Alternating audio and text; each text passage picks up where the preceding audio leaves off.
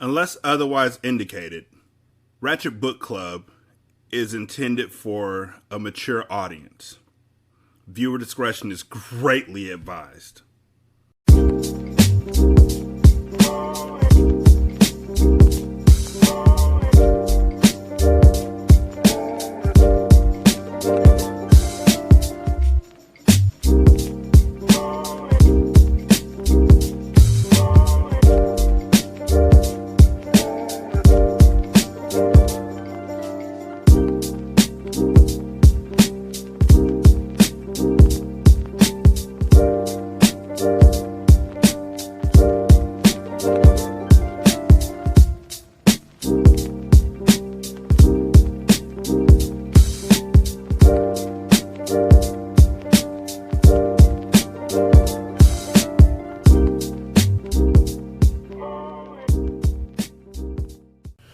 Welcome to Ratchet Book Club, where we read hood classics and good classics. I'm Derek. 916-633-1537 is the voicemail line. Ratchet at gmail.com is the email address. And Ratchet Book Club is where you can find us out on Twitter. You can leave a review on Podchaser, Apple, or Stitcher. The cool thing about Podchaser is that by leaving a review there, you can leave a review for separate episodes or for the show as a whole. We're still reading Whoreson, and I think that the best way to classify Whoreson in today's era is you either die a hero or you live long enough to become a villain. Whoreson lost me after the violence that was enacted on Ruby. I realized that I never really wanted to know how the sausage was made in regards to pimping. I realized it was never on my bucket list or list of things to do, and now that I know, it's just like, golly. But I read through that. I made it past that. And then in the next episode, he sexually assaulted a 16-year-old girl when he was 21, 24, something. I don't know. And I know that a lot of folks are going to say it was a different time. It was a different era, whatever it may have been. It was the 50s, but this is not the 1850s. This isn't 1821 when girls were getting married and pregnant at the age of 13, which is still nasty as hell to me. Like, can you truly justify a girl, a little kid, being given up at the age of 13 to become a parent when they just learned how to do their own hair? Like, as soon as they have their first menstrual cycle, they're being married off. They don't even get a chance to be a child. And you're telling me that it's okay for him to do this to her in 1951, 1954? I don't think so. So, yeah, that really just turned me off. I got to be honest with you. The chapter before that with Ruby turned my wife off. I got to be honest with you. This is a hard book. And I'm going to be really glad to be finished with it today. Chapter 24. It was a clear, starlit night. Most of the traffic was gone. It was that in-between hour of the evening. When I got downtown, Stella was standing in front of Hudson's department store. When I blew my horn, she came running over, her black silk dress hugging her hips provocatively. Her eyes sparkled at the sight of me. "Oh, Johnny, I was so worried you changed your mind." She stepped into the car, displaying more class than I was accustomed to. I let my eyes run up and down her body slowly. It made her happy when I looked at her like that. She knew she was getting old, so I guess she figured she was losing her looks.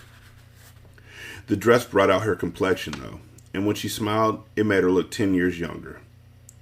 We stopped and had dinner at Harry's Supper Club before continuing on our way. When I pulled up in front of the church, I saw by my watch that I was 2 minutes early. I pulled her to me and kissed her. She complained happily, "Stop, Johnny. You're going to mess up my makeup." When a woman's really in love, she looks desirable, or maybe it was just the $20,000 I was about to get. Whatever it was, something made her look very good that night. I got out of the car and opened up the door for her. She smiled her appreciation as she got out. It's so easy to make a woman in love happy. We walked into the church hugged up tightly together. She was lying in my arm as though she had been made there. Preacher had to wave frantically at the organ player to stop him from belting out one of Jimmy Smith's latest numbers. Stella was too far gone to notice. The people sitting around the church played their parts well. Most of them were too drunk to know what was going on, while others thought it was a real deal going down. I glanced around and noticed one winehead holding his woman in her chair. She was too drunk to sit up by herself. I held my breath, prayed that it would end in a hurry, and rushed Stella towards the front of the church. If Stella had been black, she would have been hip immediately, but she had never been in a black church before, so whatever she saw was bound to look strange. The organ player began to play Here Comes the Bride. I stared at Preacher, hoping like hell he would hurry. My stomach flipped over on me as though I was standing in front of a judge getting ready to be sentenced on first degree. Preacher mumbled out the words and I managed to get my yeses in the right place. As soon as it was over, I kissed the bride. I let out a sigh of relief. One drunk came up and tried to kiss the bride, but I pushed him away. I didn't give a damn about him kissing her. I just didn't want her to smell that goddamn booze on his breath. I handed Preacher a fat envelope. Here you go, Reb, I said. Maybe this will help you get a larger church. He grinned and accepted the sealed envelope. Good luck to both of you happy people. May you get what you both hope for. Stella was beaming with happiness. Thank you, sir, she replied sweetly. Her face was full of joy, and for a moment I hated myself for the low-down trick I was getting ready to put on her. I glanced over my shoulder and saw one of the drunk-ass bitches trying to do a striptease. I damn near shit on myself until I saw somebody pull her back down to her seat. After that, I didn't waste any time getting the hell out of there with Stella. She seemed to enjoy my dilemma. When we got outside, she acted like she wanted to go back in. All I want to do is thank all the nice people for showing up, she said happily. The hell with the nice people, I replied quickly. They would have been there anyway. It's a church night. Again, I held the door for her while she got in. A little more kindness wouldn't hurt a thing this late in the game. She gave me directions as I drove. When we got to the suburbs, it was like another world to me. No broken down houses staring you in the face. Everything clean and neat, the streets unlittered with tricks accosting every woman that walked past. Yes, Stella, I thought coldly. You're going to pave the way so that I'll never have to live in another slum again. From here on out, it will be penthouses with the best of everything tossed in. I had experienced enough filth and poverty to last me 4 lifetimes. When I pulled up in her driveway, I could see that her house was in the $50,000 bracket. It was far more than just a modern ranch-type house with a beautiful lawn. There was enough room on her property to hold 10 inner-city homes with room to spare. The inside of the house turned out to be just as beautiful. Wall-to-wall carpet, rooms big enough for a man to really live in. I felt good at the thought of all this being mine now if I wanted it. But I had my cap set for bigger prey. This was just the beginning. Stella was just one more woman for me to use on my way to the top. Right then, I came face to face with myself.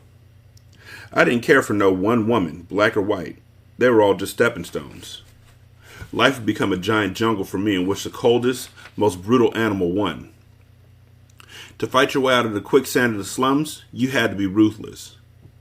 Maybe Preacher was right when he said I was a man caught between two races with neither one wanting me.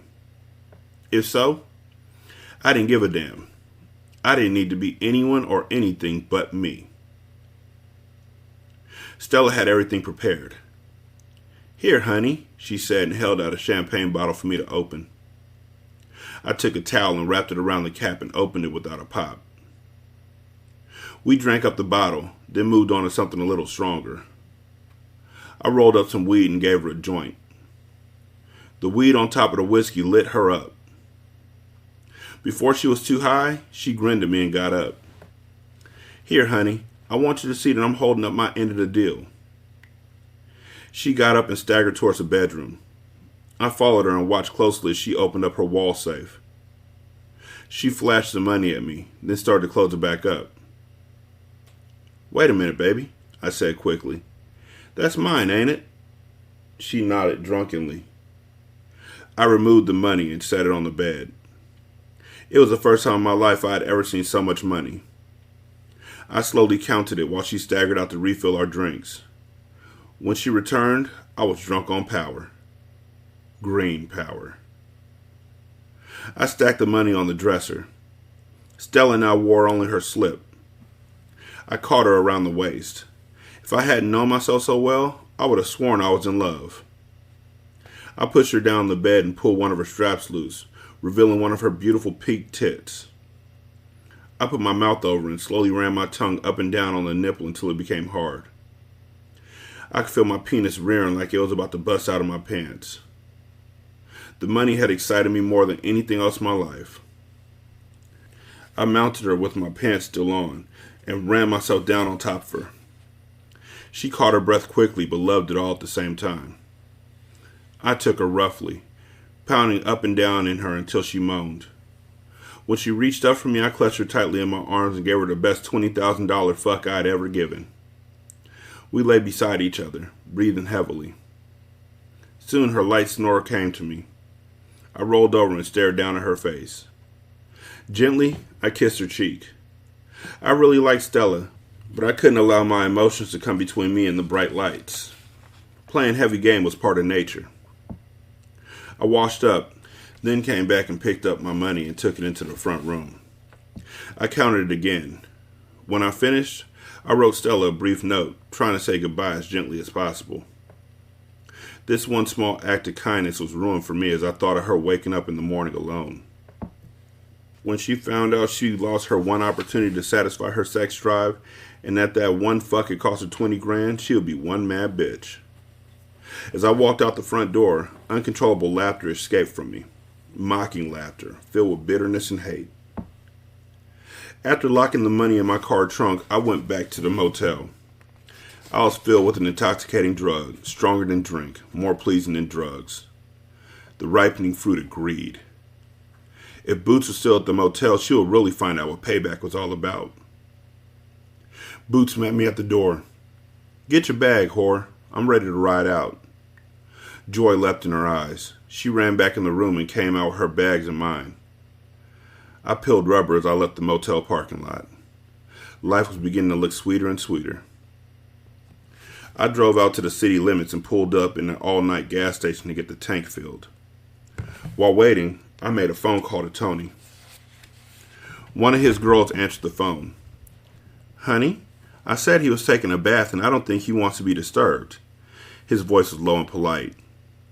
Bitch, I snarled into the receiver. You tell him that this is Whoreson on the phone. I could hear her relaying the message to somebody else in the room. Almost instantly, Tony's angry voice came over the line. Whoreson, dig, baby. Don't play games with me. Before I could answer, he rushed on. Listen, man, I don't give a fuck about that whore, but I do want you to return my money. You understand what I'm talking about? I can dig where you're coming from, baby, but having that funky bitch steal my bread is going too far. I laughed loudly. I just called, Tony, to find out if you knew payback when you saw it. As you know, baby, the game ain't cop and blow. It's cop, block, and lock. I waited until he quit cursing. I just want you to know, Tony, that I done blocked your game, copped your whore, and locked up your gold. Can you dig it, player? His voice was deadly as he replied, but I ignored him and continued to laugh. All that shit about killing a bitch when you catch her is bullshit, though I couldn't care less what you did to her. I just wanted you to really know, Tony, that I repaid you for what you did to me. You can rest easy on the bitch's account, because I'm going to fix her little red wagon too. I ain't going to never forget this, he yelled wildly. Then his voice changed and he begged, just bring back my money, Whoreson. That's all I want. I don't want you to ever forget it, Tony. And I don't want you to ever forget that I'm the one who did it to you, baby. I said harshly and slammed the phone down on him. When I reached the car, Boots smiled hesitantly. "That was Tony, wasn't it?" she asked, a tremor in her voice revealing her fright.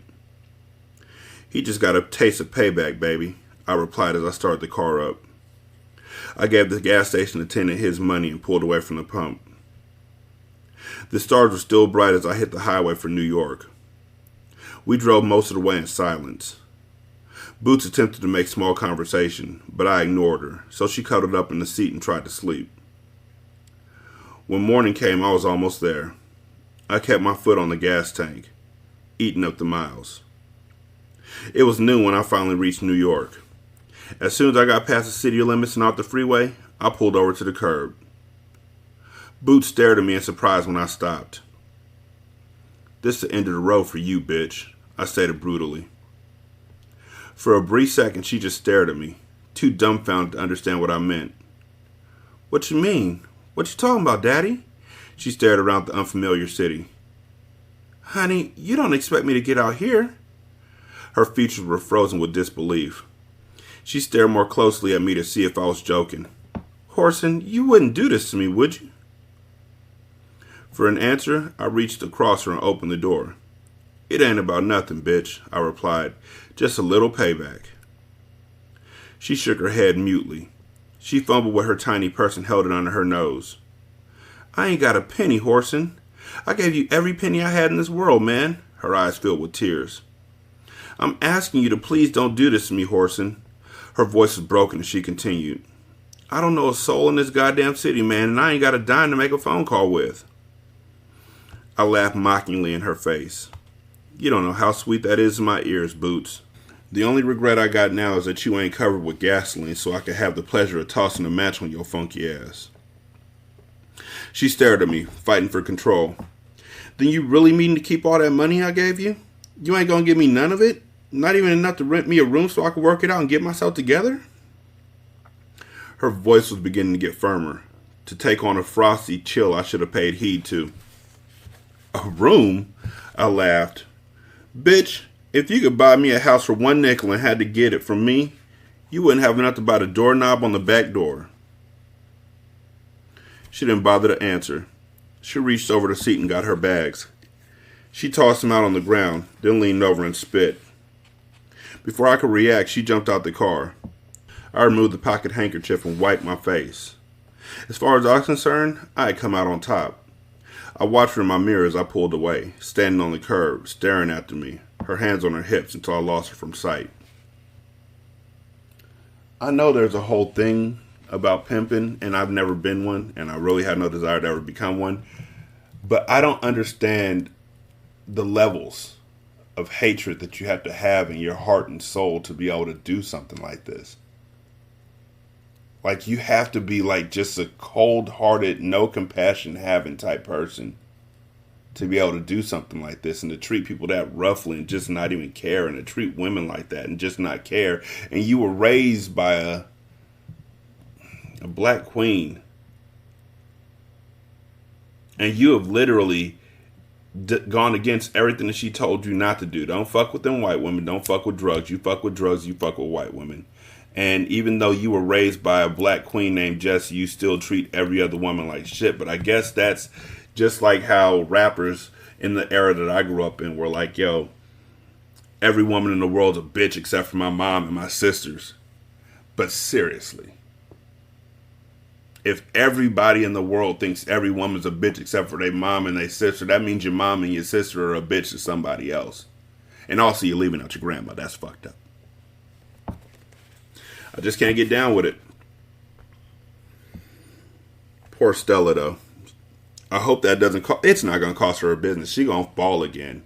Boots, though, I don't know. I hope she gets a revenge. Chapter 25. The wind rattled my windows and I cursed this New York weather. I rolled over in the bed and sat up. I shook my head to shake off the fuzziness. I had been in New York for over a week now, and ever since I had gotten in touch with Janet, it had been one merry-go-round. I lit up a cigarette and thought about her. She was playing one of the most expensive nightclubs in the city now, and some of the people I had met through her had really been big stuff. I grinned to myself as I remembered the way she always introduced me. Mr. W.S. Jones. She was afraid to tell him my first name, but that was understandable.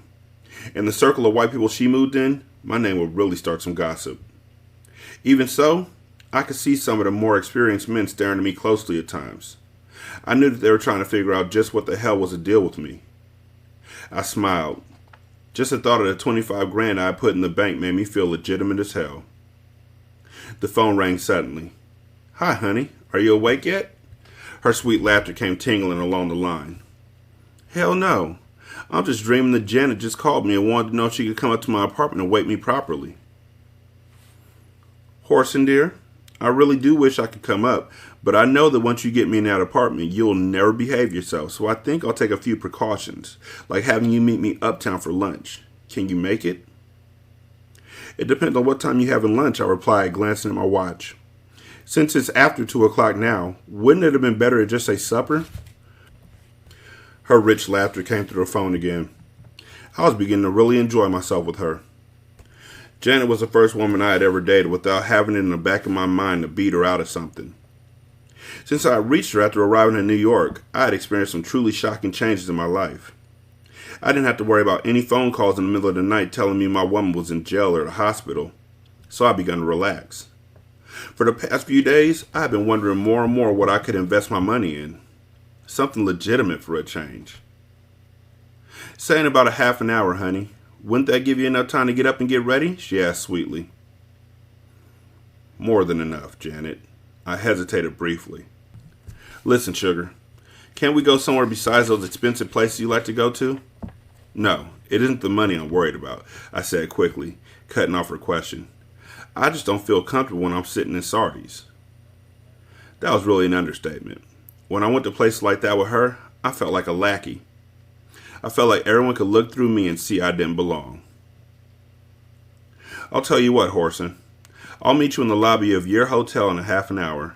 Then you can choose wherever you like." "Honey," I said, trying one more time, "if you're coming this far, you might as well come upstairs and help me dress." "Don't forget, half an hour," she said and hung up, not even bothering to answer my question. Again, I wondered if it could be possible for Janet to be a virgin. I would have known that she was fucking when we grew up. There hadn't been any wire out on her making it with anyone, but you can never tell about these things. Since she was in show business, I couldn't imagine all the men who she came in contact with not being able to get her pants off. Nah, someone somewhere had to have copped. I'd find out in the near future, I promised myself. I took a quick shower and dressed carefully, putting on a sky blue silk suit with dark blue matching suede shoes. It was chilly out, so I draped my fall coat over the arm of a chair while I lit up a joint. I had just about finished smoking it when she called from the lobby. I didn't even try and bother to get her to come upstairs. Everything would come to the man with patience. I grabbed my coat and hurried down to the lobby. She was standing against the desk when I got there. She was still thin, with large, lovely eyes. I looked at her with affection. Two young ladies sitting in the lobby stared at her openly. I believe they recognized her, but hadn't made up their minds if it was Janet or not. I rushed her out of the hotel and into my car. I removed the ticket from off the windshield. "If I don't start paying these goddamn things soon," I said as we got in the car, "I'll have enough of them to start a collection." She turned to me and smiled. "I know you don't like to eat at some of the places I go, Whoreson, but I've got an appointment with some people at Harry's Supper Lounge." I couldn't keep the irritation out of my voice. "I guess it don't make too much difference, Janet." "Honey, I didn't mean for this to happen, but before I left my place they called, and since it was an important meeting, I decided to have them meet us." She continued to explain. "One of the men we're meeting happened to own a booking agency, so I thought you might want to meet him." She added quickly, "You know, these are the type of people you're going to have to know, Whoreson, if you want to make it in any part of show business." For a while I remained silent, thinking over what she had said. "You know, all I'm really thinking about opening is a small record company, Janet. To these people you talk to, that's small peanuts. I hate to give them the impression that you're wasting your time with someone who's still on the ground floor." Once again, I was filled with that feeling of insecurity. I wondered if I was that far out of my depth. She reached over and clutched my arm reassuringly. "Don't worry about it, honey. They're nothing but flesh and bones. You came out of the slums, Whoreson. Here you are, not even 25 yet, with money in the bank. Why, all you have to do is pick out a field you like, and you're young enough to learn by your mistakes. By the time you reach 30, you'll have a full knowledge of what you're doing. She smiled at me and continued.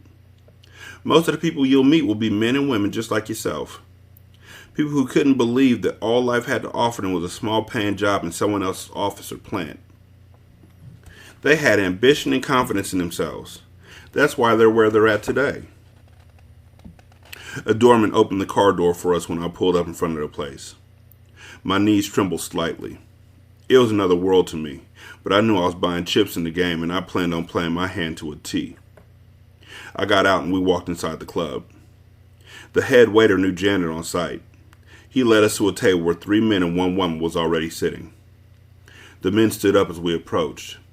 Janet introduced me to the men and I shook hands with all of them, then nodded slightly towards the woman.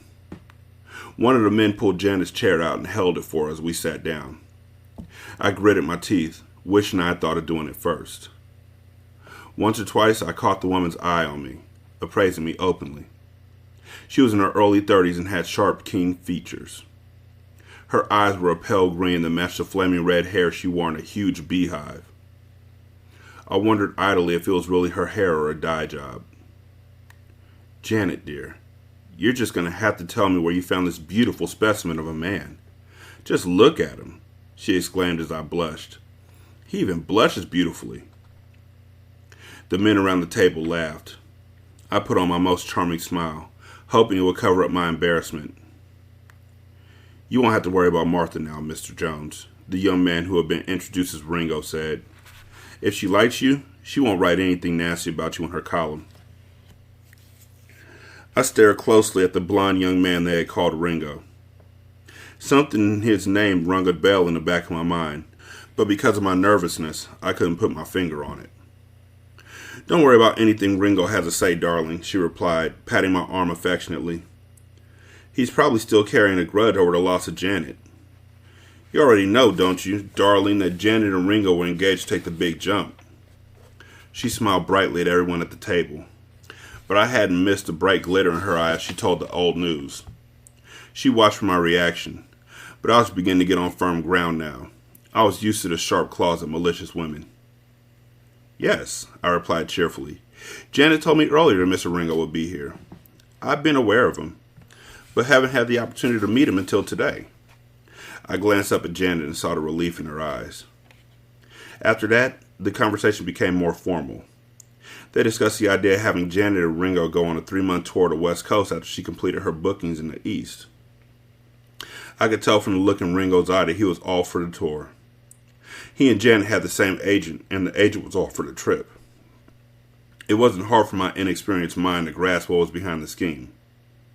Ringo hadn't had a record in the top 100 in the past 2 years.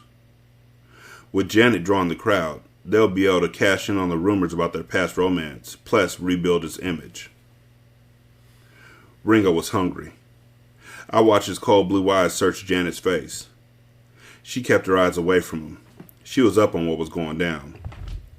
She glanced at me shyly. I shook my head, wanting her to know I didn't want her going for the deal at all.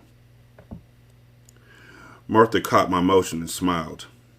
Mr. Jones, I believe you might have a surprise for a lot of people in this town. I grinned at her in return, staring into her eyes until she looked away. I wanted her to know that I was a man and not some woman's play toy. I decided to put all my marbles in the pot at once. When a man has dealt with women all his life, he has a feeling about them that's seldom wrong. I knew that many women were slow to make a decision, but if you backed them into a corner, they would accept it. I decided to put Janet in the corner. I didn't really have that much to lose. Either she went for it, or I started to pimp everything that wore a skirt in New York. I don't think that Janet would be able to accept that offer, I began, and waited until I was sure that I had everyone's attention. Because we're getting married next month. Just like that, I laid it on the table. Everything was hanging out. Janet's mouth dropped open, and she looked at me like she was having trouble breathing. Martha was the first one to regain her composure. Is that correct, Janet? Can I quote you on that? Her questions were sharp and to the point. Janet nodded her head in agreement and continued to stare at me in utter shock. Martha jumped up and ran to the phone. The gray-headed agent ordered a round of drinks for everyone, while Ringo shot daggers across the table at me. I returned his stare. Up your ass, Peckerwood, I said to myself coldly. This one little black girl you gray boys wouldn't get a chance to play out of a million. When Martha returned, we had a few more drinks, then got ready to go. When Janet got up and came around the table, I took her arm. I began to steer her towards the door. Before I could react, a flashbulb went off in my face. I jerked my head back, but it was too late. The damage had been done. I stared angrily after the girl with the camera. What's wrong, Mr. Jones? A man as handsome as you are shouldn't mind someone taking your picture, Martha said lightly. Besides, I want Janet's fans to see the beautiful specimen she's managed to latch onto. Outside the club, we shook hands again. Then I managed to get Janet away and into my car. We rode in silence for a few blocks. Why did you do that, Whoreson? She asked slowly. Why? I don't know why you even bothered to ask me something like that, woman. Unless you were making that tour with that high-paid pimp, I replied, fighting for time to get my answers together. You don't have to call Ringo any names, Whoreson, and it sure wasn't necessary for you to go and put your foot in your mouth like that, she replied. The anger was coming now. If you didn't like the idea, why didn't you tell your lily-white friends that I was lying? If I could get her on the defensive, I reasoned, I had a good chance of winning more than I bargained for. Even though I mentioned marriage on the spur of the moment, I was by no means a fool. I knew marriage to Janet would put me on the easy street for a long time. First of all, Whoreson, I didn't want to make a fool out of you by denying it. If you had asked me about it, I would have probably agreed to marry you anyway. But this way you made me feel as though you planned on me. She glanced up at me and her eyes were filled with tears. Playing on you, hell, I replied sharply. Was Pretty Ringo playing on you when he tried to get you to go on that goddamn tour? I could have handled that myself, she explained softly. Anyways, it's understandable. Ringo wanted to marry me and still does for that matter. Why shouldn't he want to go on tour with me? He probably thinks it'll help his chances out. Marry you, my black ass. You black bitches kill me. Every time one of you gets a little money and a white man looks at you, you really think he wants you to marry him. Bullshit. All he wants to do is play you out of that cash. Wait, isn't that what you're trying to do, though? I mean, I'm not gonna spend a lot of time talking about it, but isn't that literally what you just said? You were gonna be on easy street by marrying her? But you half white, so I understand. I reached over and pulled the car shade down so she could look at herself in the little mirror on the back. Looking at and tell me what you see. No, that's all right. I'll tell you what you'll see. A black woman. Not the most beautiful black woman in the world either. Just a young, cute black girl. Damn. Now, not counting all the fine-ass white girls out there, let's talk about the fine-ass black ones. I stopped and caught my breath. Wherever Mr. Ringo sings at, you could bet money that there's some pretty, not cute, but pretty, beautiful, black girls in the audience listen. And some of them girls would jump out of a 10-story window just to be able to carry Mr. Ringo's shorts. Yet you don't find him taking any of them home to mama, do you? You bet your goddamn ass you don't, I stated, not giving her time to answer. I pulled up in front of my hotel and parked. I want you to come upstairs for a moment. I got something I want to show you. Without waiting for her answer, I got out and walked towards the entrance. She followed meekly behind me. We remained silent until we got out of the elevator on the 4th floor and entered my apartment. Just me again. This is definitely on some jagged edge, let's get married type shit. You ain't that pretty. You ain't even cute. You ain't even a woman. You a girl. We ain't getting no younger. We might as well do it. I don't see any difference, Whoreson, in you or Ringo. You say he wants to marry me because of my money, but I'm supposed to believe the only reason you want me is because of my just fair looks, as you put it. Sarcasm dripped from her words. You may not know it, she continued, but Ringo happens to be Jewish, so he knows all about being discriminated against. I happen to know he came from a poor background the same as I did. You better damn well bet he did, I said harshly. Let me tell you something, little mixed up fool. When I was in prison, I learned something about white folks, and Jews in particular. Dig this first, baby, I said, waving her quiet. Out of all the Ofays in prison, the only ones I wouldn't mess with were the Jews, baby. And you know why? Well, I'll tell you. A poor Jew catches just as much hell as a black man in this country, honey. You hear me? If he goes south, they might beat his goddamn ass if them hillbillies feel like it. You know what I mean? I stared at her closely, then continued. That's why I say this. When a poor Jew starts climbing, baby, you know he already has one strike against him. Just because he's a Jew. Now I want you to look me in the eye and tell me, do you really believe that a young Jew boy who was raised in the cold water flat, rats running all over the motherfucking place, will intentionally go out of his way to marry a woman with 2 strikes against her? Not one like he's got, but 2. Do you really believe that he would? I stared at her as though she was losing her mind. She held her head and staggered over to the couch and sat down. I just don't know, Whoreson. I really don't. What you say may be true, but then again, it may not. She dropped her head. Okay then, baby. Just think about this and try and answer it for me. I went on, realizing I had her going.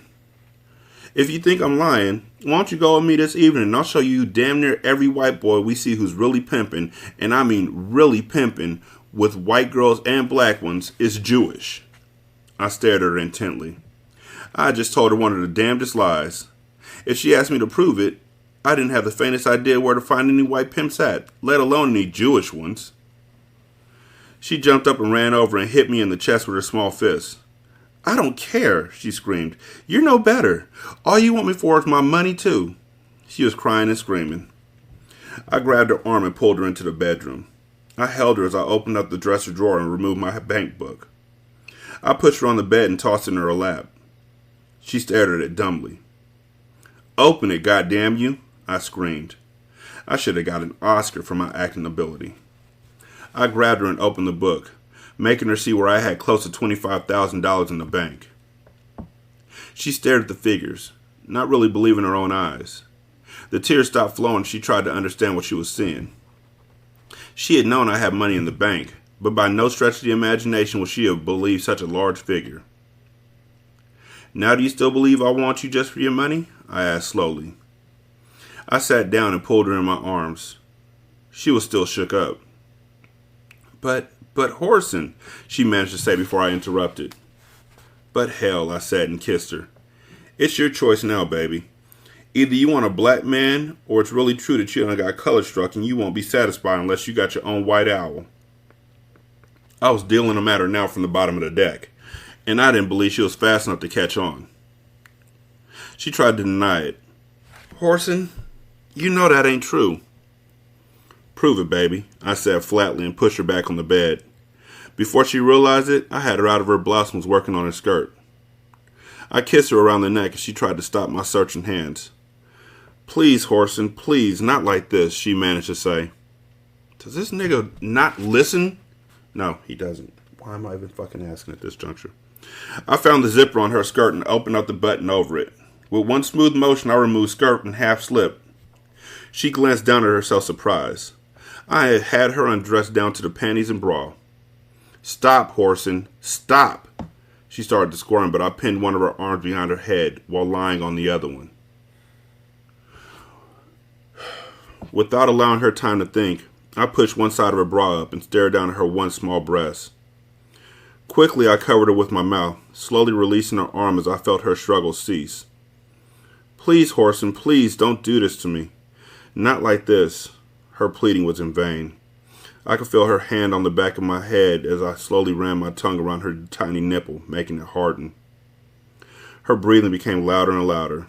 I removed her pants slowly, kissing her navel as I went down.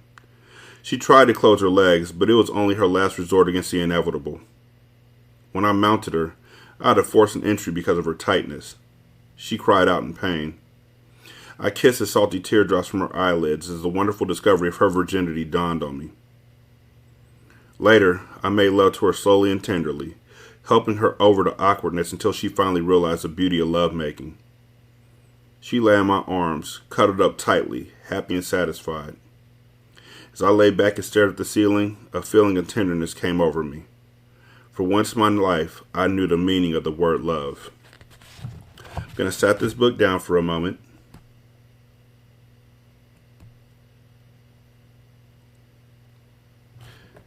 and think about the right words for what I'm about to say.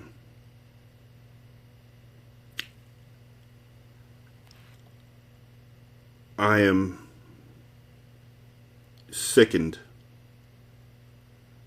at this book. And I know that some of the listeners have told me that this is a different era and a different time and all that, and I know.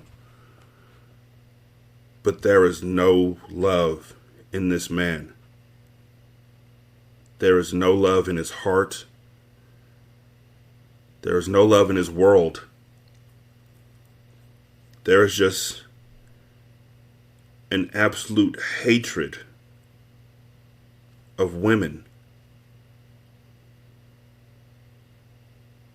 And the only way that he can find himself suitable in this world is by force, violence, assault, and derision.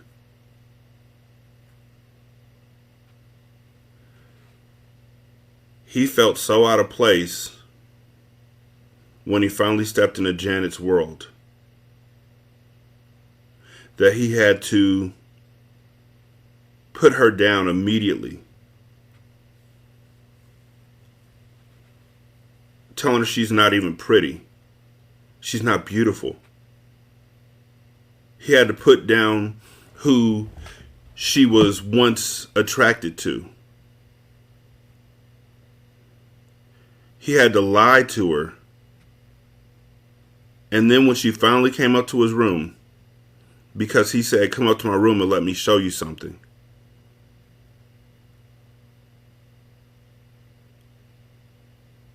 he raped her.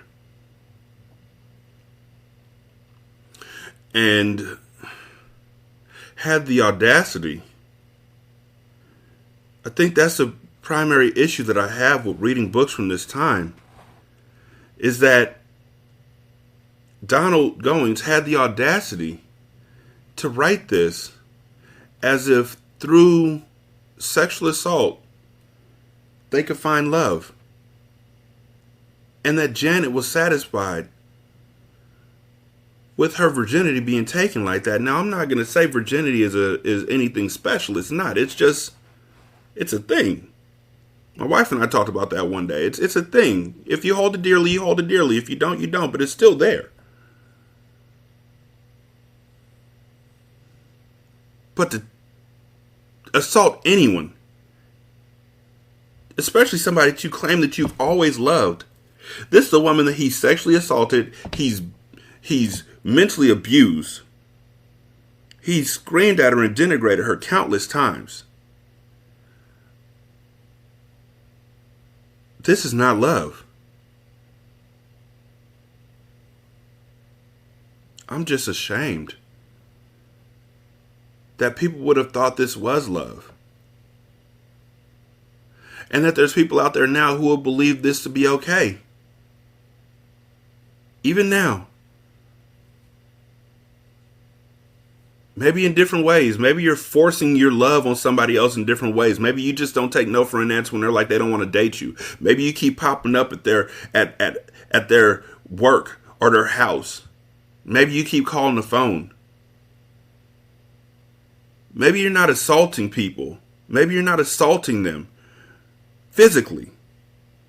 But you were assaulting their peace of mind and their space. And reading this just made my heart hurt. It made my head hurt. It made my chest tight.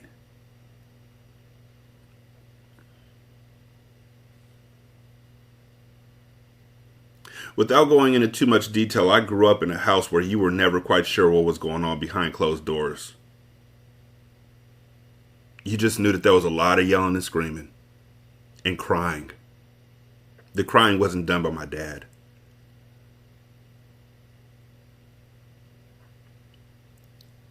I was 2, 3, 4, 5. And I would promise myself that I would never be in a situation where I had to hear those cries again.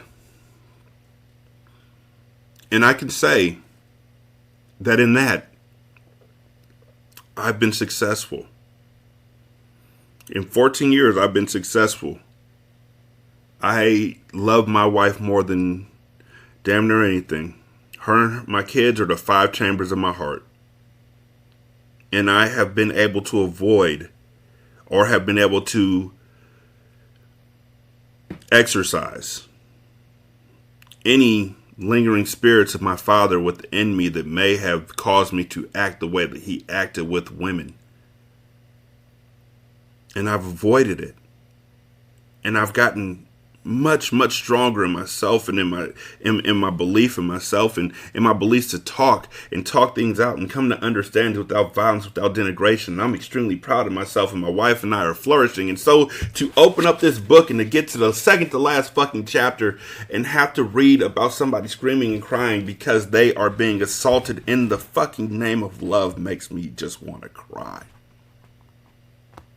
I've successfully avoided this for 14 years, and I walk into a book on accident and read this shit. You either die a hero or you live long enough to be a villain. Fuck you, Whoreson. Fuck you eternally. There's 16 pages left. Chapter 26. Across town in a small dingy hotel, Boots stared at the ceiling too. I hope she kills him. But her thoughts were not of love and tenderness. She was remembering the harshness of the treatment she had received when she arrived in the big city. It had become like a growing cancer on her mind. No matter how much she drank, her mind came back to that morning. Never in her life had she felt so rejected. No man had ever managed to make her feel so low. Only one thing kept her in this cold city, and that was the thought of revenge. At no time did she ever doubt her ability to revenge the wrong done to her. The only problem was how. I just want to jump in real quick before we get to the lovely revenge that I'm hoping she gets. Weren't they in Detroit?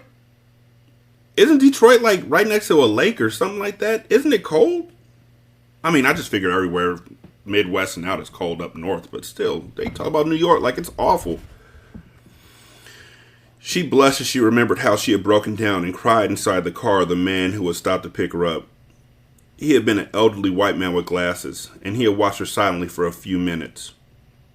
After she had blurted out like a young schoolgirl how she was stranded in New York without any money, he had offered her train fare home. She had refused the fare, but accepted $10 so she could get a room. He had refused to come up when he let her out. It was one of the few kind things she had ever done for her. What? What is that? What? She would have liked to have been able to return his $10, but he didn't leave an address. He told her to accept it as a gift and not to worry about it. He had blushed when she leaned over and kissed him on the cheek. How beautiful life would have been, she thought at that moment, if her father had been any way like that. Kind and gentle, and most of all, understanding. Boots dressed slowly. She tried to remember the good times she had had with Whoreson, but it didn't do any good. Her mind was firmly made up. She stared at the open newspaper again.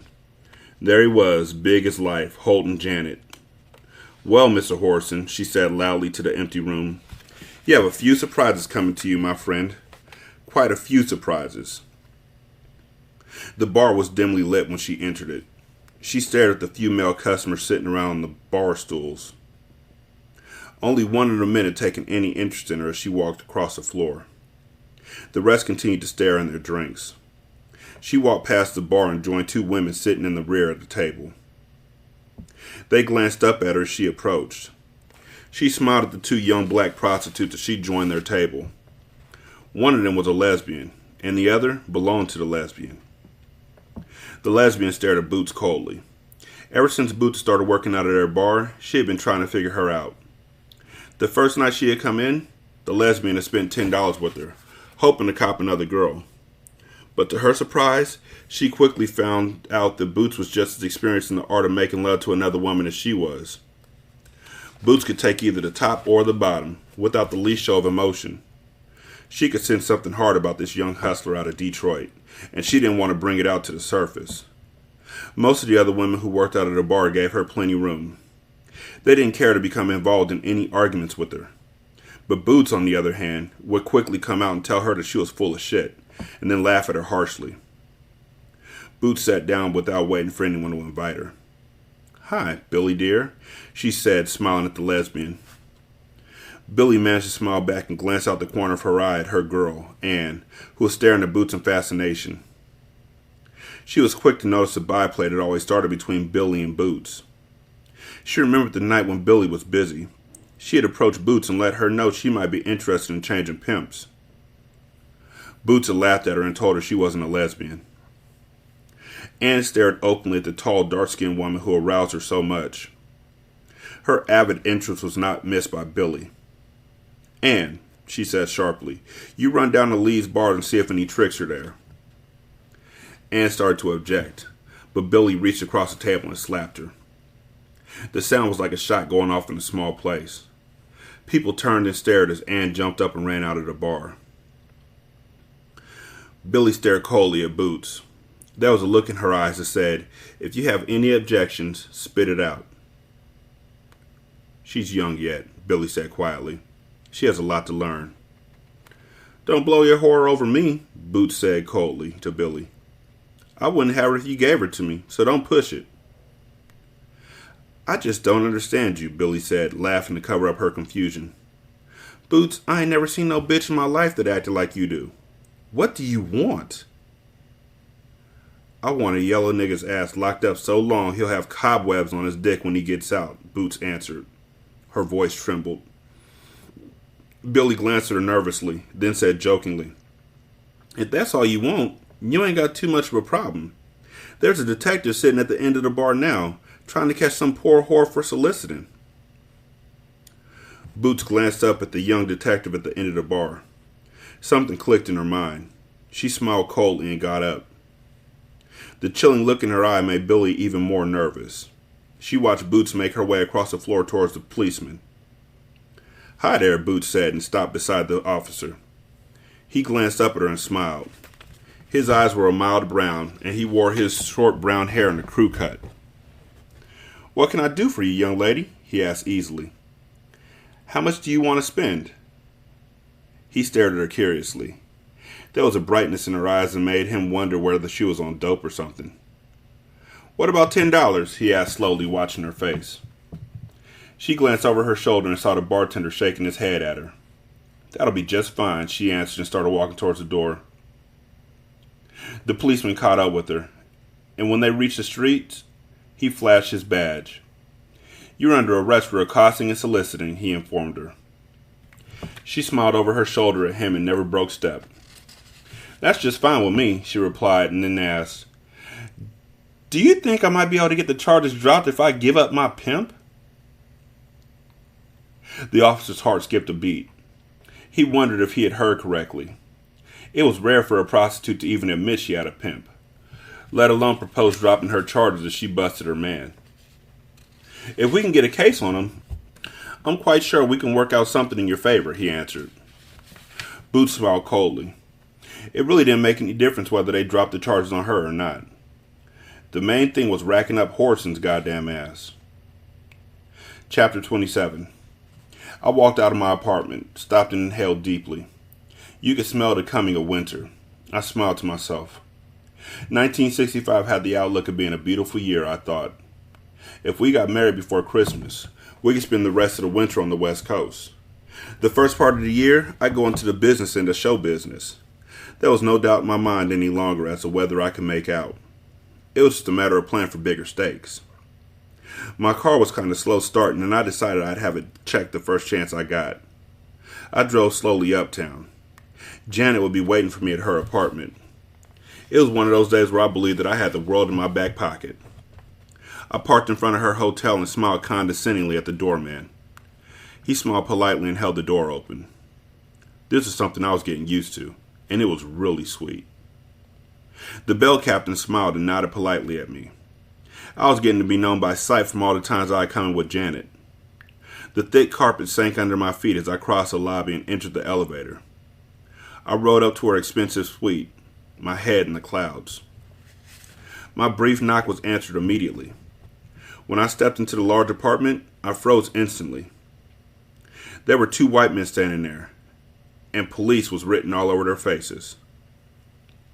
Janet closed the door slowly behind me. "Here's Mr. Jones now," she said in a low voice. I looked at her and there was shock written across her face. The first thing that flashed across my mind was that she had found out where I had gotten the 20,000 big ones at. How the hell had Stella found out so quick where I had gone? I cursed silently. I'd have to play it by ear until I found out how much they knew. "Whoreson," she blurted out. "They want you on another pandering case." Tears welled up in her eyes. At the mention of another, both policemen glanced quickly at each other.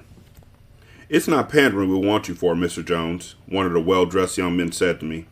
He flashed his badge at me. "We're federal officers, and we want you for transporting prostitutes across the state line." I was stunned.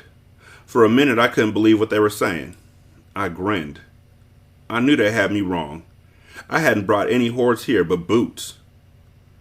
Boots. The name exploded in my mind. What had that bitch done to me? The smile slowly disappeared as I was beginning to get a glimmer of what had happened. "We have the statement of a young lady who said you brought her here with you from Detroit. Is that correct?" the younger of the two asked. I could only nod my head. "I just gave her a ride, that's all," I said, more for Janet's benefit than any other reason. She was staring at me in horror. She put her hand over her mouth to hold back a sob. "Oh, Whoreson, Whoreson, why? You didn't need the money," she screamed and ran towards her bedroom. "God damn," I cursed. The bitch believed me guilty already. She hadn't even bothered to ask me if it was true or not. "You better come downtown with us, Mr. Jones," one of the officers said. "I must advise you that anything you say now could be used against you." I turned silently and followed them to the door. "Janet," I yelled back across my shoulder, "call me up a lawyer, baby. At least wait until you know what's really happening before falling apart on me." It was a sickening ride downtown. I sat in the back seat and remained silent. When we got to the federal building, the two officers put me between them and led me inside. They took me somewhere on the third floor and put me in an office. I sat there for about 10 minutes until a fat, round-faced white man came in. He smiled at me. "My name is Mr. Lopdahl, Mr. Jones, and I'm the man assigned to your case. Before you say anything, I want you to know that whatever you say might be held against you." He sat down. Now that we got that bullshit done with, we could get down to business. He lit a cigarette and offered me one. "I guess you know we have you by your balls." "I don't know a goddamn thing," I snarled angrily. "You got some kind of fucking statement by some silly ass bitch and you think I'm supposed to confess." I glared at him. "You could take that statement and shove it up that bitch's ass for all I care." The smile came off his face. His eyes glittered dangerously. "Well, now that we understand each other a little better, Whoreson," he dragged the name out, "we could lay out all the cards on the table. I not only have you by the balls, boy, but if you give me any bullshit, I will personally see that we rack your ass up." "Screw you and that bitch," I replied hotly. I didn't give a damn what he said. I wasn't planning on copping out. He took another approach. "You seem like a pretty bright kid, son, so let's look at what you're up against. First of all, we do have the lady's statement. Now, I'll admit that you could fight it, but here's what kills your shit. We got your record, boy, and we know for a fact that this woman was your whore. You went to prison in 1957 when he was 17. After doing 6 years and 3 months, you were released. That made him 23. That means that, once again, for the record, I'm just stating me. That means that, once again, for the record, that when he had sex with that 16-year-old, he's a pedophile. Okay, close the book." He smiled at me coldly. "How do you think a jury will react when they find out that this same woman who went to prison with you as your rap partner is now pressing charges on you for the Mann Act? Do you really think they'll find you innocent?" I stared up at him, too shocked to speak up until now. Oh, they forgot a period. They getting lazy in the last couple chapters. I stared up at him, too shocked to speak. Up until now, I had still believed I'd be able to walk out of here and return to my bright future. His last words had brought my small world tumbling down around my head. He stared at me for a few seconds, then dropped the crusher on me. "Don't think this is your only problem. It seems as if this young lady really wants your ass." I stared at him in surprise. I couldn't think of anything else she could do. She didn't know anything about the 20 grand I ripped off, thank God. She happens to be pressing pandering charges against you with the state of New York. You could get 10 to 15 for that alone, not counting the time we're going to give you. I slumped down in the chair. It felt as though someone had beaten me with an iron pipe. If you've ever been in a fight and it continued until you couldn't hold up your arms, you have an idea what I'm talking about. I just wanted to lie down somewhere. I couldn't even think any longer. I stared at the officer, defeated. I knew I was finished. If I got time from the state, then got sentenced by the government, they could run the time wild. What I meant by that is, after you finish doing the 10 years for the state, the feds will be waiting for you. They pick you up at one prison and transport you right back to another one to start the second sentence. I guess you realize that, if we want to, we can run your two sentences wild, he said. God damn. Like, wait. Okay. Like, nigga, you reading minds now? You know exactly. Nigga, don't do that. That's 5 to 10. Just popping up out of bush and shit. This nigga know all the law. You fucking law book? Okay, fine. I could hear his voice coming to me as though we were miles apart. We don't want to give you the short end of the stick, though, Mr. Jones. I've already talked to the detectives on your case, and they've agreed to drop the charges against you if you'll plead guilty to the federal charge. I came awake then as if someone had poured cold water on me. In the past 10 minutes, I had accepted the fact I was going to prison. Now we were bargaining on how many years of my life I'd have to spend there. How much time would I get if I pled guilty? I asked hoarsely. He tapped his fingers on the edge of the desk, watching me slowly. I can almost promise you, off the record of course, that you won't get over 5 years in prison. I smiled for the first time since entering his office. 5 years wasn't too bad. I'd still be in my 20s when I got out, even if I had to do all 5. It would be damn near 1970 by the time I got out, but that was a lot better than a lot of people I knew. There were some men who would never get out. You just made yourself a deal, Mr. Lopdahl, I said as I leaned across the desk and shook his hand. Then I sat back in the chair and started to plan my future. It wouldn't pay to make bond, because if my picture got in the paper again and Stella came across it, I'd have another case to fight. Nah, the best course would be to lie in jail and wait for the sentence. After that, I'd have no problem, except doing the time. They carried me across the street and locked me up in a bullpen. I ignored the 5 men who were there when I arrived. From parts of their conversation, I gathered that the 3 young Negroes had been caught trying to hold up a bank. The 2 older men, both Italian, sat huddled together, speaking in low tones. I sat down on the other end of the bench, away from the others. It was a bitter pill I had to swallow. Another meatball. Here I was going back to prison again for something I hadn't done. Technically, I had been innocent the first time. I hadn't received a dime from that particular prostitute, but I had been sent to prison nevertheless. The very thought of it was so ironic that I tossed my head back and laughed. The men inside the bullpen stopped gossiping and stared at me curiously. My laughter carried the sound of all the bitterness and loneliness I had experienced in my short existence. Mockery was the answer to my stupidity, for what else could I call it? Not cleverness. What could be clever about a man who had wasted over 10 years of his life behind prison walls? By the time I got out, I'd have over 10 years in. And for what? $20,000. A man working at a car wash would make more than that over a 10-year span. Mr. Jones, Whoreson Jones, are you back there? The voice came from the cell door. I got up and made my way over to the door. You're Mr. Jones? The elderly man asked me as soon as I reached the bars.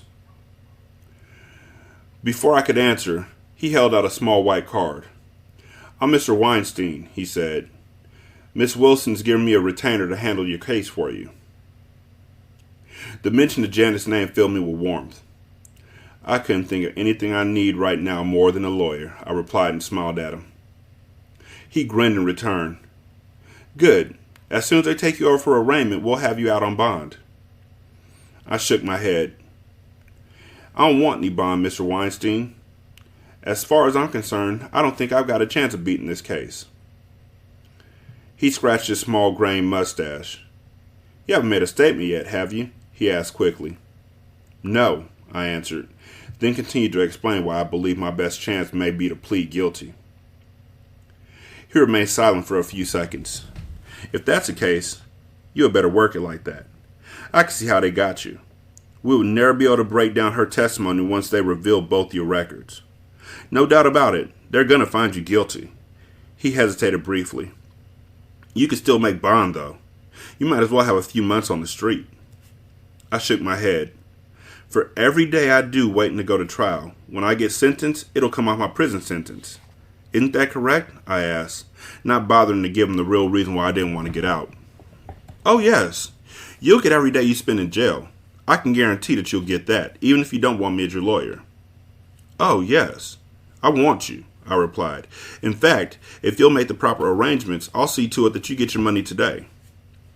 That's not necessary, he answered quickly. Miss Wilson gave me $1,000 as a retainer and informed me that money was not the problem.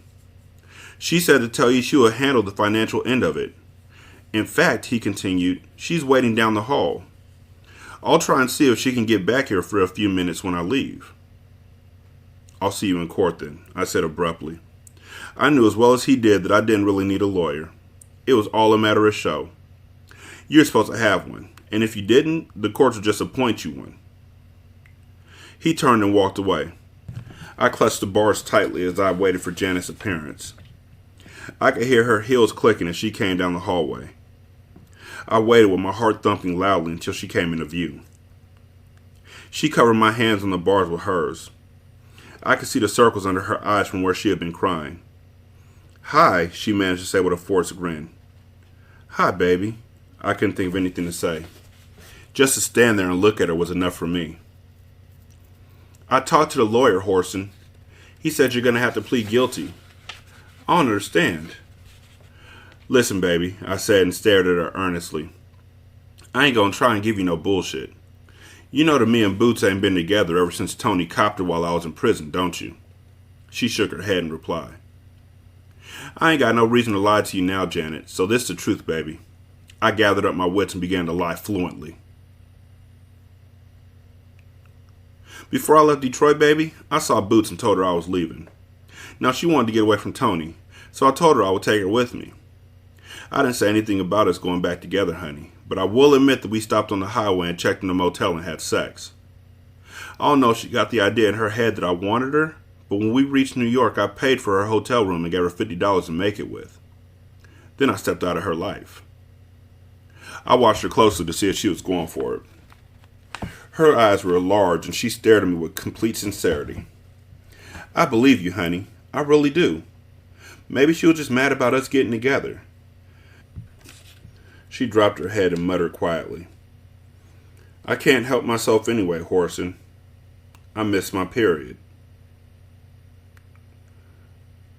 This nigga done ruined her entire future. Her musical career is gone. Out of sexual assault.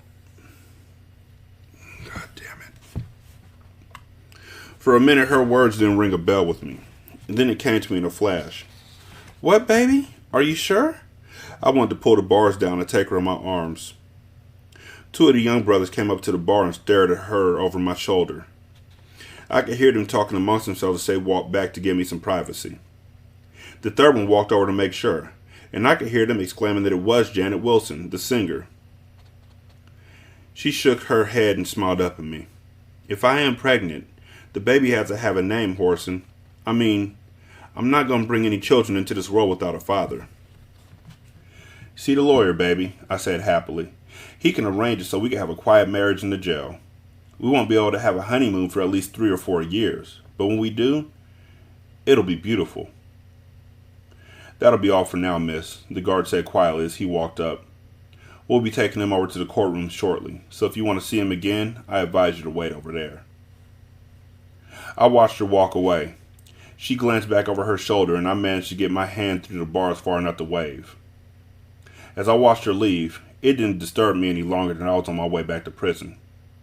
That was the way the cookie crumbled. I had played the game, and now I had to pay the dues. There was no more tears of frustration in the back of my eyes, because I knew I wouldn't do this time alone. I had a woman who would be right there with me, writing and visiting until I came home. And now I knew there would be a home waiting for me somewhere in my future. A real home full of love. The many lonely nights that were before me wouldn't be lonely anymore. There would be no need to reach down inside myself in the darkness, seeking strength, holding back the tears of loneliness and despair, as I told myself that a man didn't cry. The stark realities of the bars and gray walls that would be part of my life for the next few years held no fear. If Janet had me a boy child, how beautiful the world would be. He would never have to experience the poverty and vice of the slums. I bit my lip as I tried to remember the old toast Noah O'Connor once told me. It fitted to a T. The jungle creed said the strong must feed on any prey at hand. I was branded the beast and set at the feast before I was a man. Yeah, that was it. And that had been my problem. I had been introduced to too much game at too young of an age. As I stared through the bars, I began to see myself more clearly. In the past 4 hours, I had finally grown up. I knew now that I'd never again put myself in a position where a woman could send me to prison on a whim.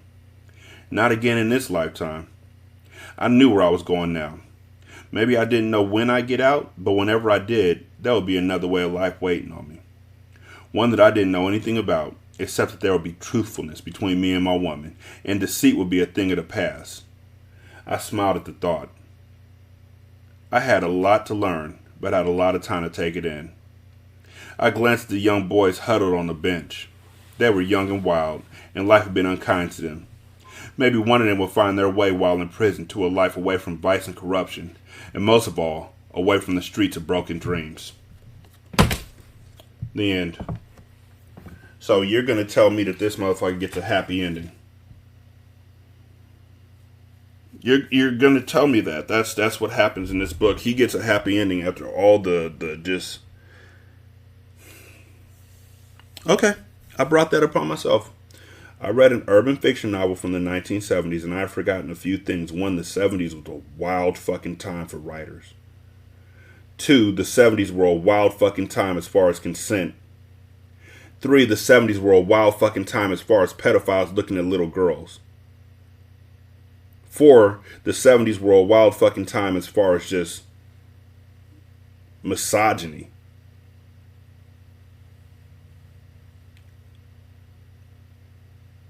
Donald Goins, he started the game.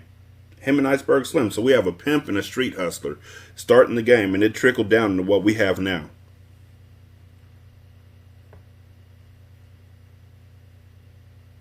I'm sure I'm going to read more of his books. I mean, I bought a set, so I'm going to end up reading more of them.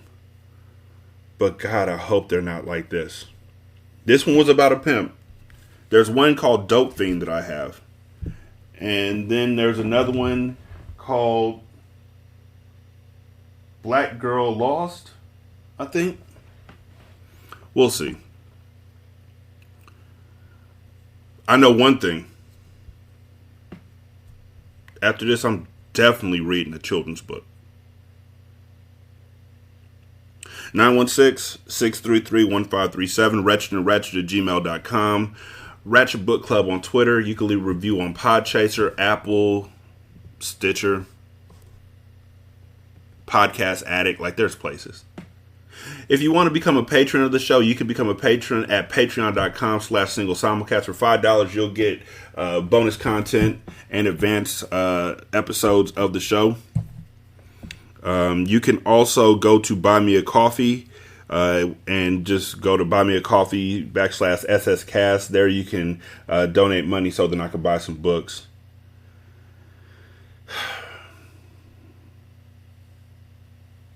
The books are read by me.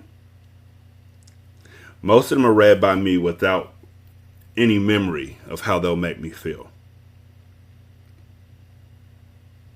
I can say without hesitation that I don't want to feel like this again for a long, long time.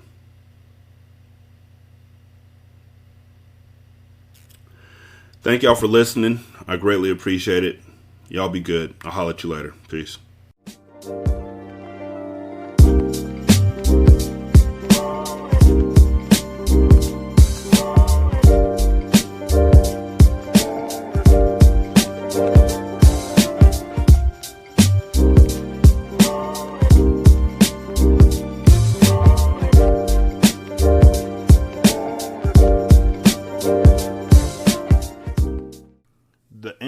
and outro to Ratchet Book Club is by That Kid Garan, and it's called Goodbyes. You can email him at tkgbeats94@gmail.com for more information on how to lease this beat. This is Single Simulcast.